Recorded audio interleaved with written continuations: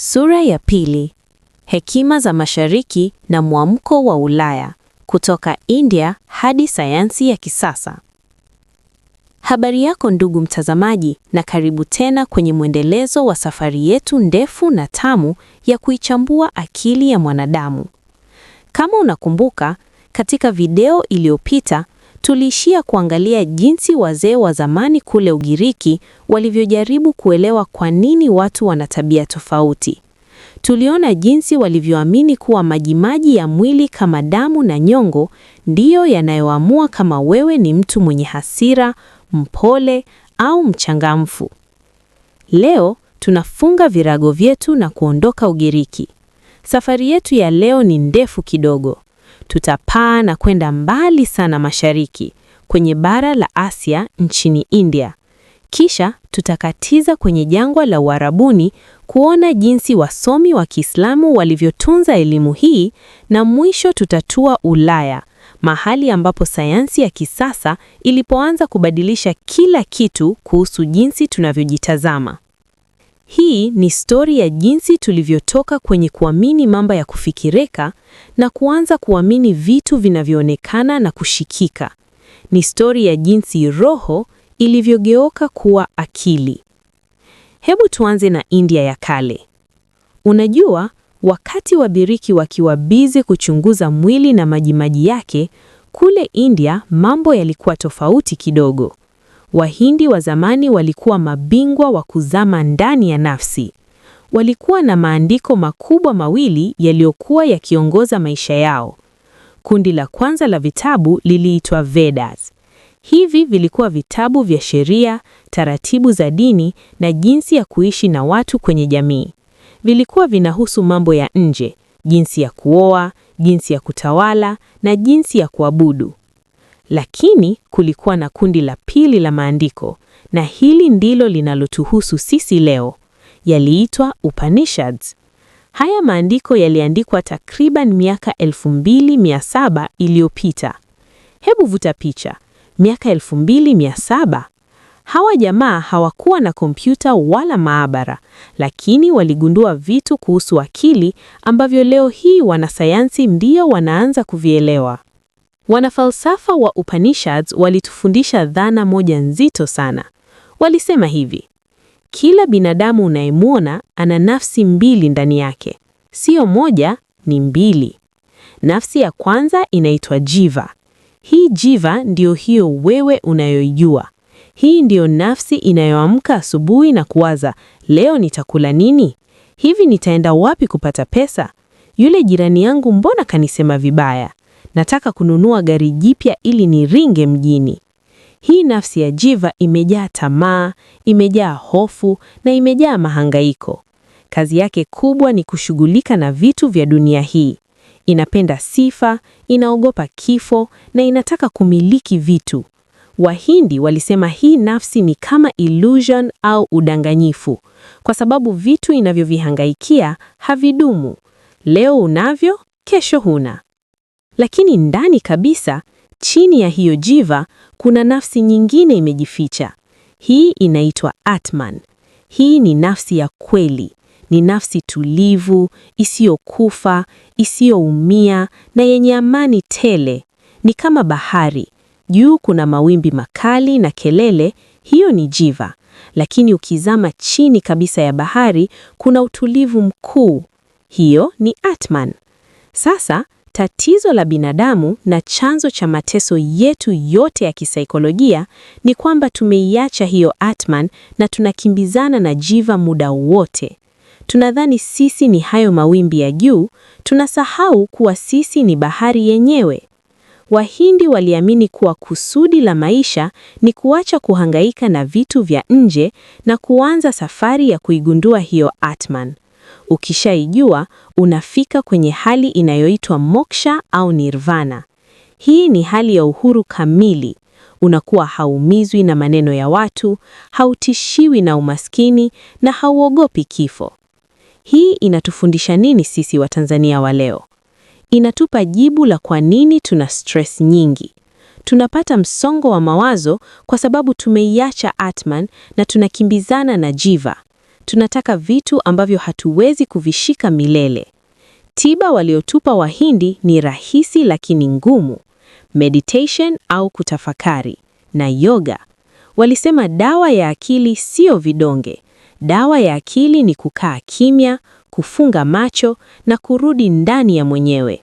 Waligundua kuwa ufahamu wetu una ngazi 3: ukiwa macho, ukiwa umelala, na ngazi ya 3 ya juu unayoipata kwa kutafakari.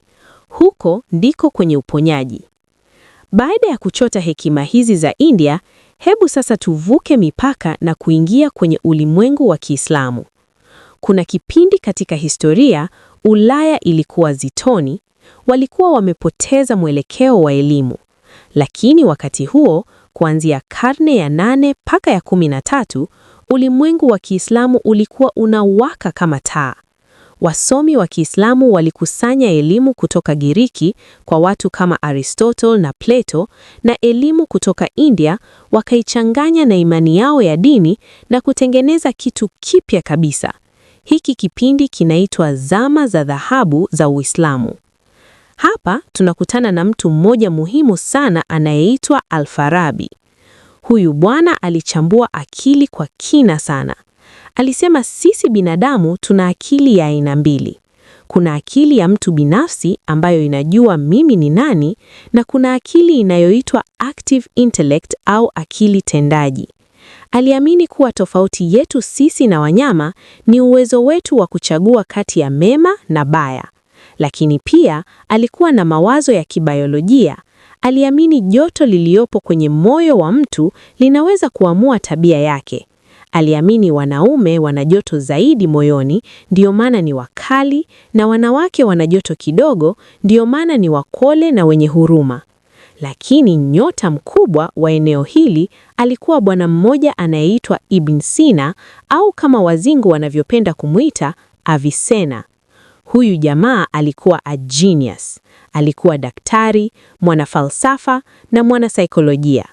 Miaka 600 kabla ya wazungu kuanza kuumiza vichwali kuhusu nafsi, Ibn Sina alikuja na jaribu moja la kiakili linaloitwa floating man, au kwa Kiswahili tungeliita mtu anaelea angani.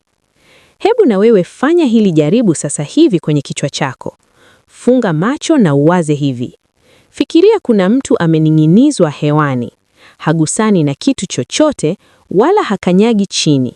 Haoni kitu chochote, hasikii sauti yoyote na hanusi harufu yoyote mdomoni. Yaani milango yake yote ya fahamu imezibwa. Hana mawasiliano na mwili wake kabisa. Swali la Ibn Sina lilikuwa, je, huyu mtu bado atajua kwamba yupo? Atajua kwamba anaishi? Jibu lake lilikuwa ndiyo. Hata kama huna mwili, hata kama huna mikono wala macho, bado ile sauti ya ndani inayosema mimi nipo itakuwepo. Hili lilikuwa wazo zito sana. Lilithibitisha kwamba akili au nafsi na mwili ni vitu tofauti. Akili haitegemei mwili ili kuwepo. Mwili ni kama gari tu, lakini akili ndiyo dereva. Unaweza kuliacha gari likiwa limeharibika, lakini dereva, nafsi, bado anajitambua. Hii ilisaidia sana kuelewa kwamba matatizo ya akili sio lazima yawe matatizo ya mwili. Ni vitu vinavyoweza kutibiwa tofauti. Mtu mwingine muhimu kutoka ulimwengu huu alikuwa Ibn Rushd, au kama wazungu wanavyopenda kumuita Averroes.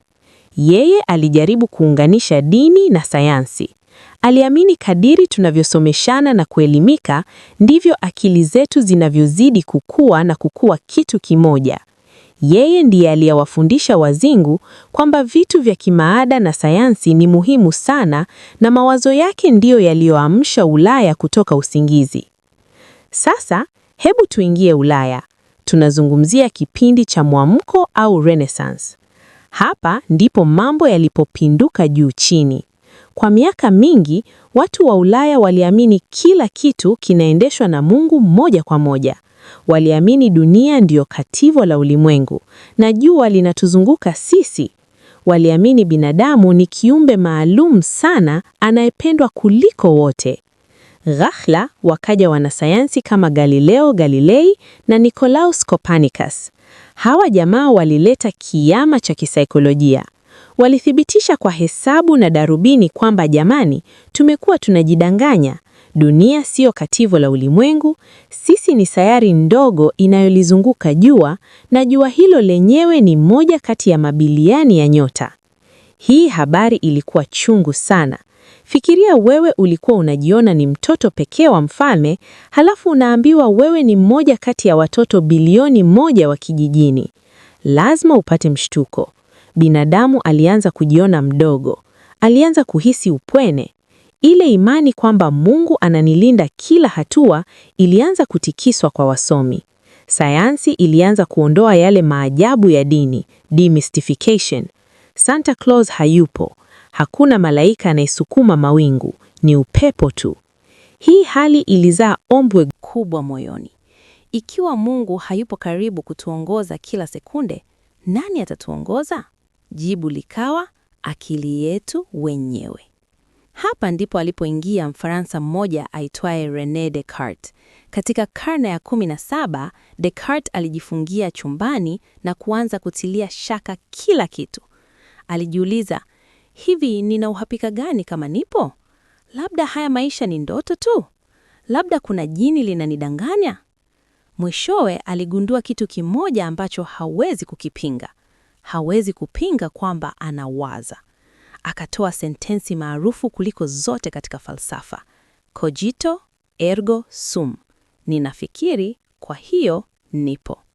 Descartes alitutengenezea mgawanyo ambao mpaka leo unatumika mahospitalini. Alisema binadamu amegawanyika sehemu mbili, mwili na akili. Alisema mwili ni mashine tu. Una mapafu kama pampu, una moyo kama injini, una mishipa kama waya. Mashine hii inaweza kuharibika na kutengenezwa na madaktari. Lakini akili? Hicho ni kitu cha kiroho, kisichoshikika, kilichotoka kwa Mungu. Hii iliruhusu sayansi kuanza kuupasua mwili na kuuchunguza bila kuogopa dini, huku akiacha akili kama fumbo la kanafalsafa. Lakini kadiri miaka ilivyosonga, maisha yaliendelea kuwa magumu. Watu walipata utajiri, viwanda vilijengwa, lakini bado walikuwa na huzuni.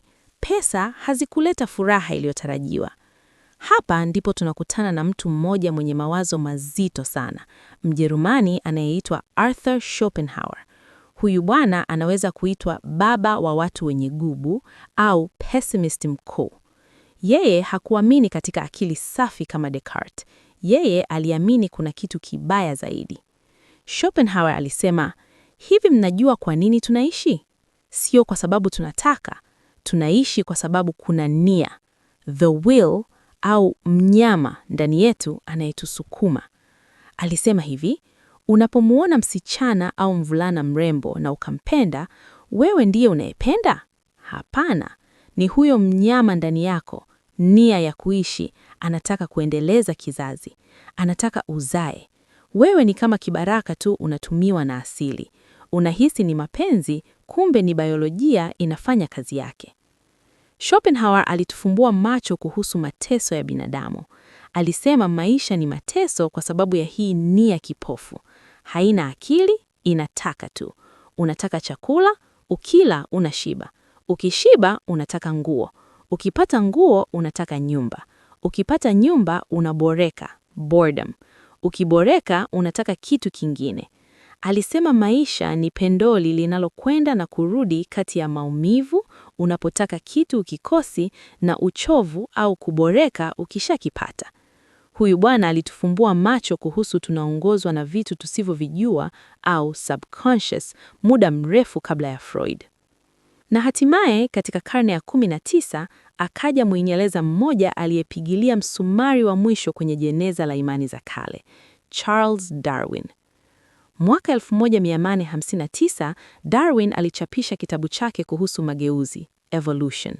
Alisema kitu ambacho kilichukiza watu wengi sana wakati huo. Alisema, binadamu, sisi sio viumbe maalum walioumbwa kwa udongo na kupuliziwa uhai peke yetu. Sisi ni wanyama. tumetoka huko huko walikotoka manyani. Tumebadilika taratibu kwa milioni ya miaka ili kuweza kuishi katika mazingira haya. Hili lilikuwa pigo kubwa kwa ego ya mwanadamu, lakini lilikuwa ushindi mkubwa kwa saikolojia. Kwa nini? Kwa sababu kama sisi ni wanyama, basi akili zetu sio fumbo la malaika tena. Akili zetu ni organ kama ilivyo maini au figo. Akili ipo kwa sababu inatusaidia kuishi au survival. Hii ilifungua milango ya maabara. Wanasayansi walisema kama sisi ni wanyama, tunaweza kumchunguza mpanya na kuelewa akili ya mwanadamu. Hapo ndipo mbwa wa Pavlov na mpanya wa Skinner walipoanza kuwa muhimu. Saikolojia ilihama kutoka kwenye viti vya wanafalsafa wanaokunywa kahawa na kuingia kwenye maabara ya wanasayansi waliovaa makoti meupe. Kwa hiyo, katika safari yetu ya leo, tumeona mabadiliko makubwa sana.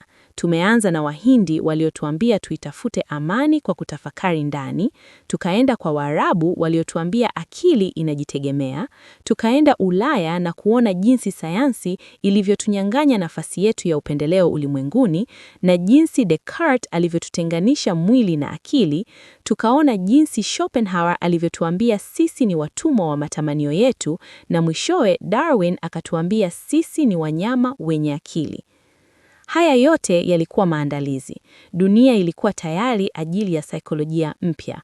Watu walikuwa na maswali ambayo dini pekee ilishindwa kuyajibu, na falsafa ilikuwa imeanza kuchosha. Watu walitaka data, walitaka ushahidi. Katika sehemu inayofuata, tutaona jinsi ambavyo sasa saikolojia ilisimama kama taaluma inayojitegemea. Tutamwona mwanaume mmoja Mjerumani, Wilhelm Wundt, akifungua maabara ya kwanza duniani ya kupima mawazo. Ndiyo, kupima mawazo kama unavyopima mchele. Na tutaona jinsi Wamarekani walivyochukua hii elimu na kuanza kujiuliza, sawa, tuna akili, lakini inatusaidiaje kupata pesa na kuishi vizuri? Ni safari inayozidi kunoga kadiri tunavyosonga mbele. Usikose sehemu inayofuata, kwani hapo ndiko tunakokwenda kufunua siri za jinsi unavyoweza kuifundisha akili yako kufanya kile unachotaka. Asante sana kwa kuwa nami.